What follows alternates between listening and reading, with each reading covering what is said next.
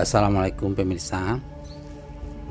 Hari ini adalah Idul Fitri yang kedua, dan saya di hari yang kedua ini mengunjungi adik bungsu saya ke tempat peristirahatannya yang terakhir. Adik saya meninggal dunia 6 tahun yang lalu.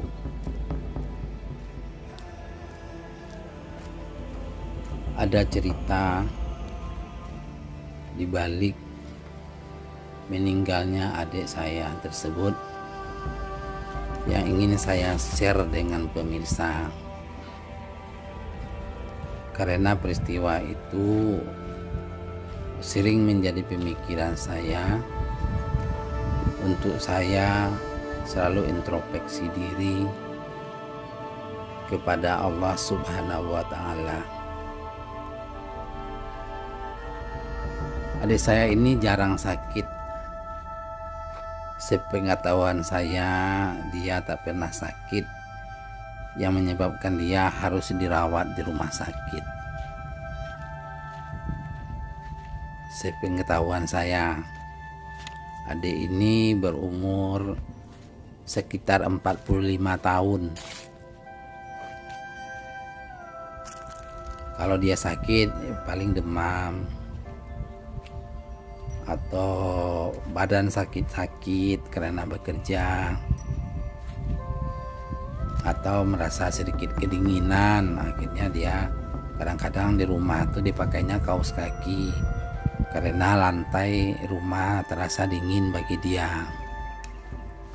Begitulah penyakit saya ini. Disuruh periksa sama dokter, dia bilang ya penyakitnya cukup dengan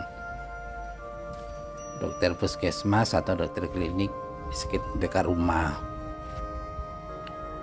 Nah, 6 tahun yang lalu adik ini sakit agak keras dari yang biasanya.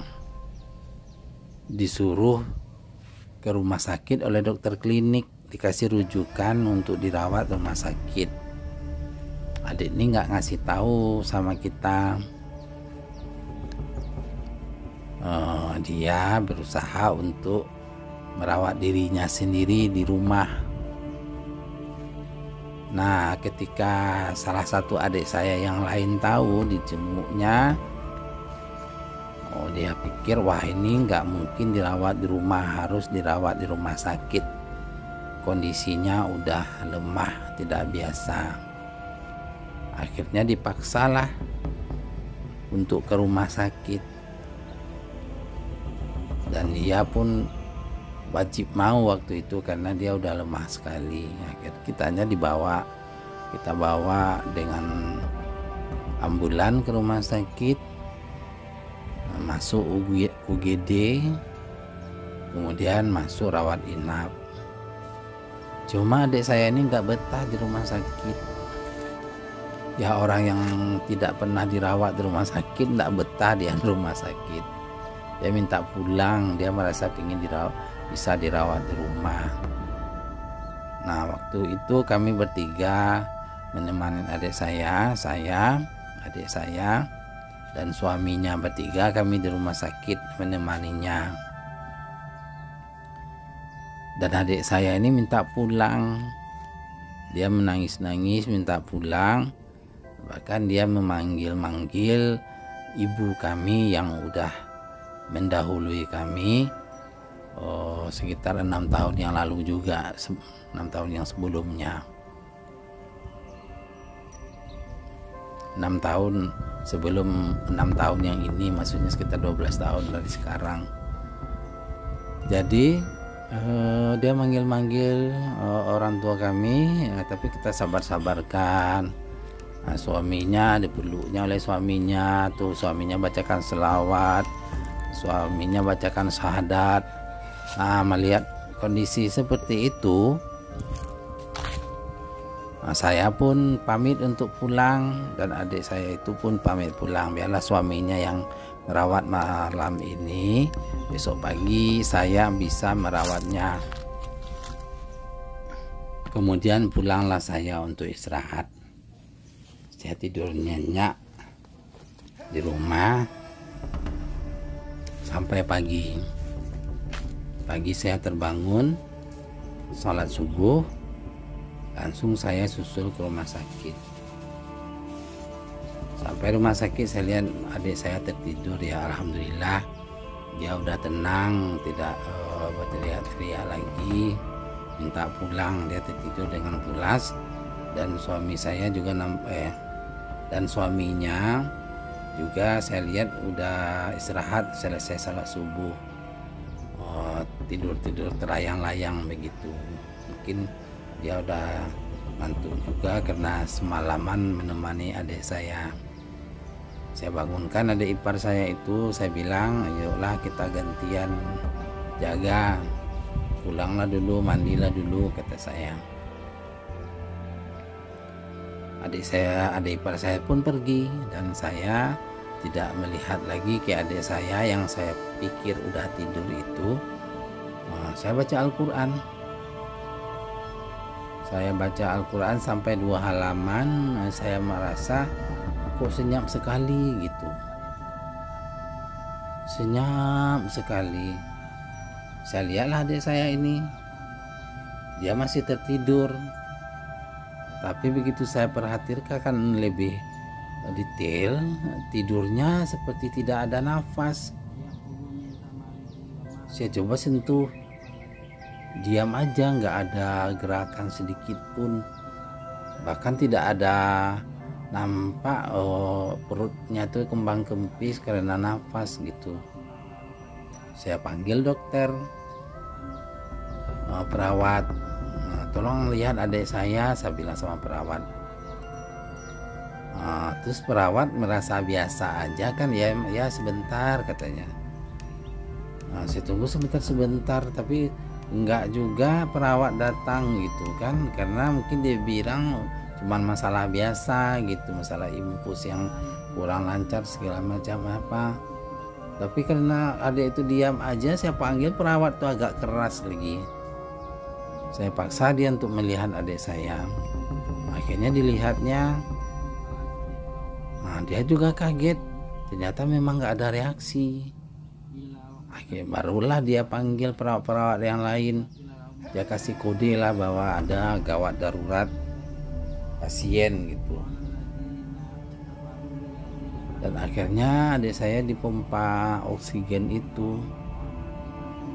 Dan sampai adik saya yang satu lagi ini udah datang, udah berdua kami di rumah sakit, dan adik saya itu udah dikasih pompa oksigen selama 10 menit. Tidak ada reaksi. Waktu itu saya merasa adik saya udah meninggal ketika saya membaca Al-Quran. Akhirnya perawat juga mengatakan, oh ini udah nggak ada lagi pak. Kapan meninggalnya, kata saya. Oh ini jam segini katanya.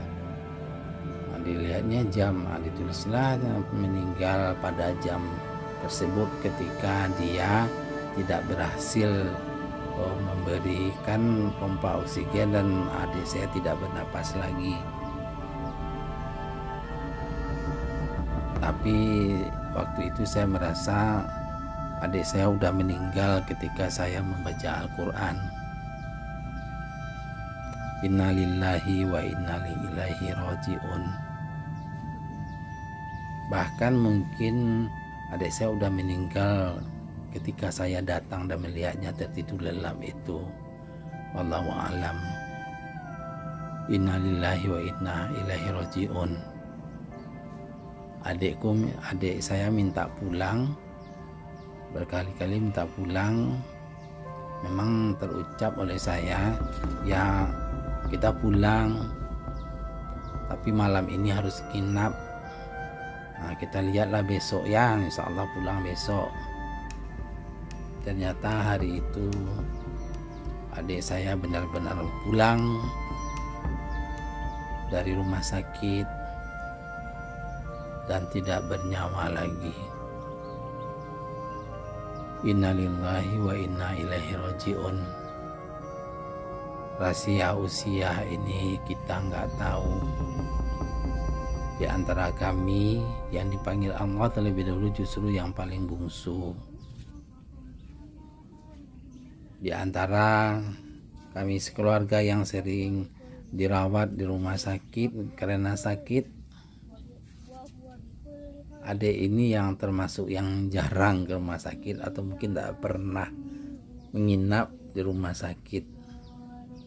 Satu malam dia menginap rumah sakit, langsung dipanggil Allah Subhanahu wa ta'ala. Amin ya Rabbil Alamin. Kita tidak tahu kapan kita akan dipanggil. Ketika Allah membiarkan seseorang sakit bertahun-tahun, bolak-balik rumah sakit, mungkin puluhan kali dirawat di rumah sakit, pulang ke rumah, dirawat lagi, pulang ke rumah lagi. Nah, itu bisa terjadi bertahun-tahun dan dia masih bertahan hidup. Ada orang yang semalam sakit langsung dipanggil oleh Allah. Ada juga orang yang meninggal tidak sakit. Ada juga orang yang meninggal karena hal-hal lain. Cuma Allah lah yang tahu. Dan itulah yang membuat saya selalu berpikir harus siap kapanpun Allah memanggil. Harus siap. Inna lillahi wa inna ilaihi rajiun. Untuk adik saya yang bungsu yang udah mendahului saya, untuk ibu saya yang mendahului kami, dan untuk ayah saya yang mendahului kami. Al-Fatihah untuk mereka semuanya. Assalamualaikum warahmatullahi wabarakatuh.